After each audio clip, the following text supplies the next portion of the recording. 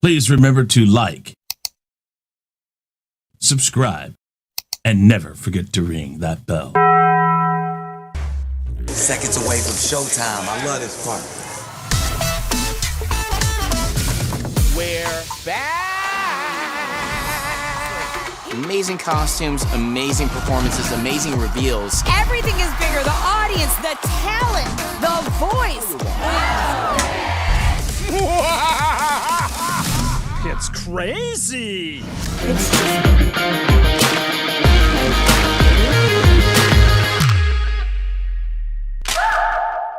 What is up, everyone? I'm Chris Knight, and you are watching The Real Review 3000 here with another episode of Unmasking the Masked Singer. Yes, a day late, but just in time before the show comes out.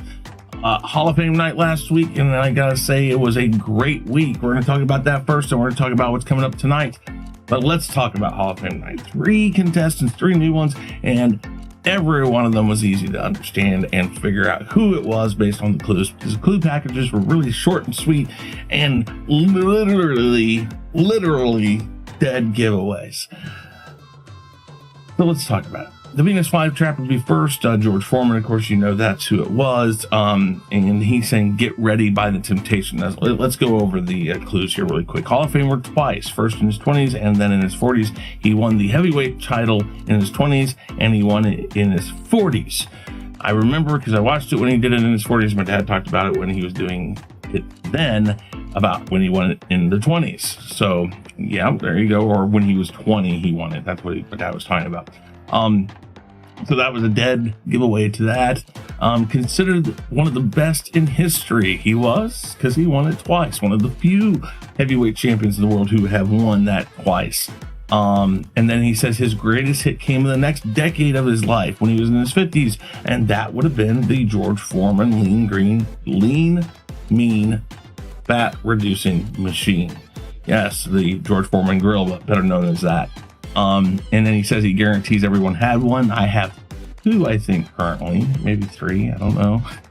They kind of multiply, but I still love it. I use it occasionally still, and it's a great thing. So yeah, most everybody had one, because later on you would see that when the GOAT brought out the clue, it was 100 million.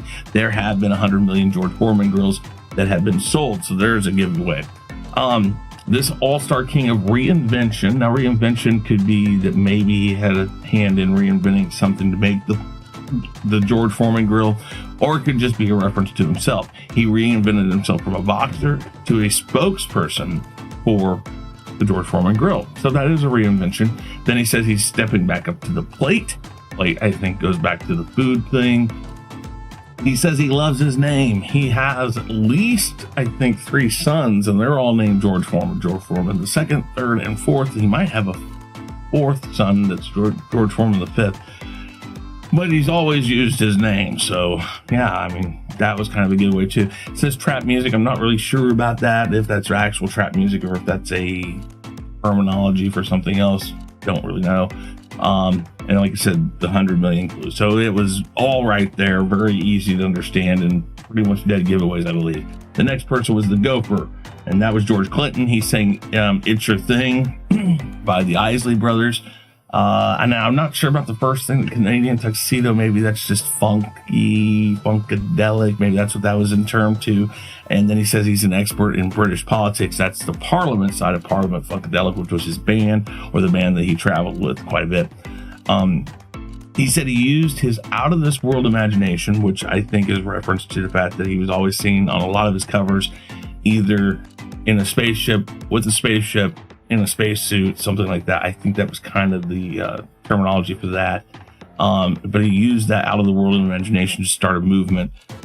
His whole style of music was totally different from a lot of people, and so I think that's kind of what that's in reference to. He blazed new trails. I think, I'm not positive, but I think that's a marijuana reference. Maybe not. Don't know. His spaceship is in the Smithsonian. It is.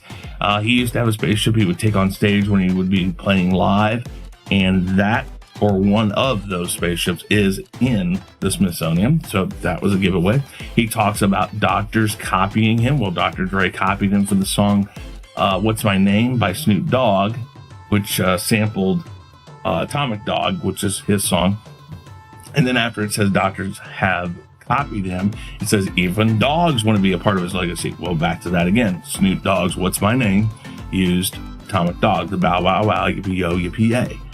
And so that both dead giveaways right there. And then it says he's the ultimate OG, the ultimate old gopher or original gopher. But it really stands for original gangster, which is what he would be considered in the industry. He is an OG. He is one of the original OGs. He's been around forever. Well known in the industry. So that was a dead giveaway. Now the third one, The Bride. The Bride sang Shut Up and Dance by Walk the Moon. Now, I'm not going to say who I think it is yet, but I'm going to go over these clues really quick.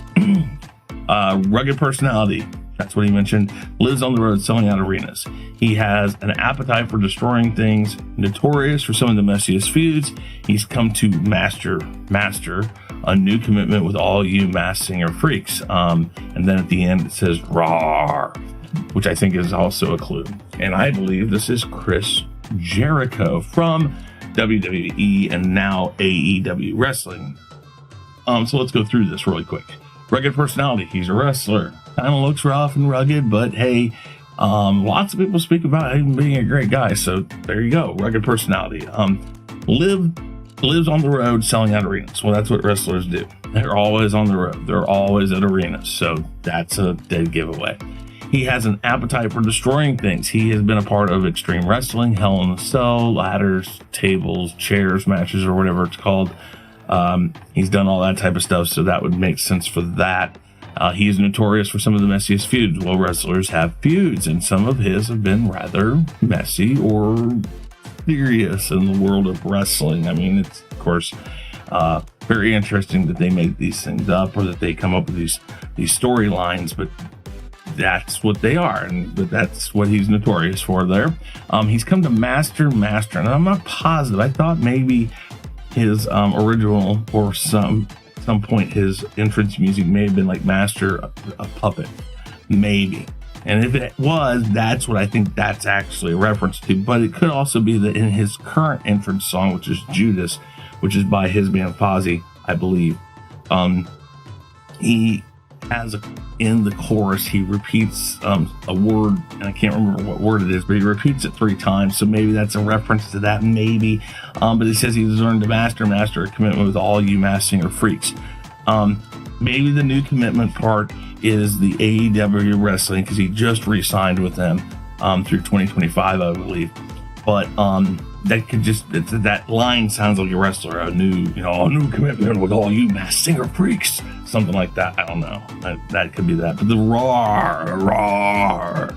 He was a part of Monday Night Raw, so I think that's a clue to that.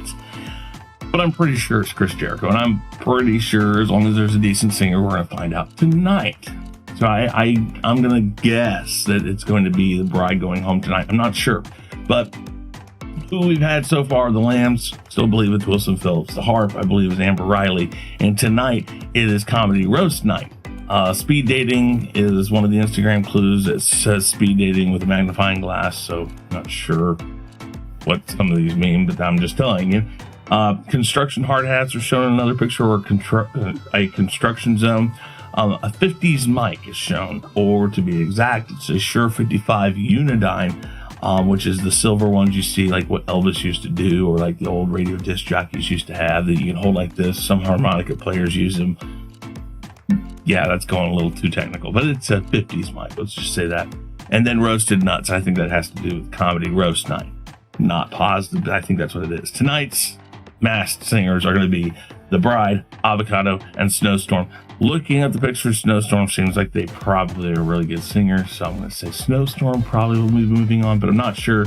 I'm pretty sure, though, The Bride is going home tonight, which means we will get our 3rd correct guess, hopefully, which means that's kind of a nice, exciting thing, is we're going to get another guest tonight, hopefully. So, who's been voted off? First off was William Shatner as the Knight.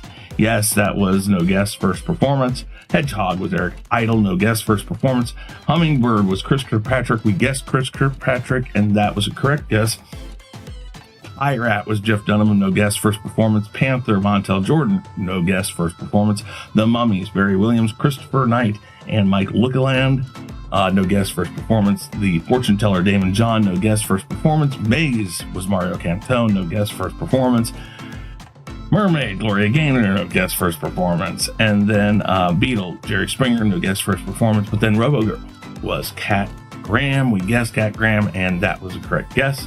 Then there was the Walrus, Joey Lawrence, no guest, first performance. The Milkshake, Le'Veon Bell, no guest, first performance. And then the Venus Flytrap, no guest, first performance. And Gopher, George Clinton, no guest, first performance. So that means tonight we're going to get, like I said, Avocado and Snowstorm. One of those three will go home with the bride, or one of those three will go forward, bride, one of those. And then we have three more people. Not sure how they're going to do that. If they're going to throw all three up at the end. Actually, no, we got two more people. I'm sorry. I misplaced one. Actually, we got two more people. So next week will be Scarecrow and Sir Bugaboo with whoever moves forward tonight. So we'll talk about that next time. Let me know who you think these people are. Let me know again what you think of this concept of Masked Singer this year. What you think of the whole layout and stuff. Just kind of crazy. But with all that said, guys, put all that stuff down in the comments below. And as usual, I am Chris Knight. This has been The Real Review 3000, and I'm officially out of here. Please remember to like, subscribe, and never forget to ring that bell.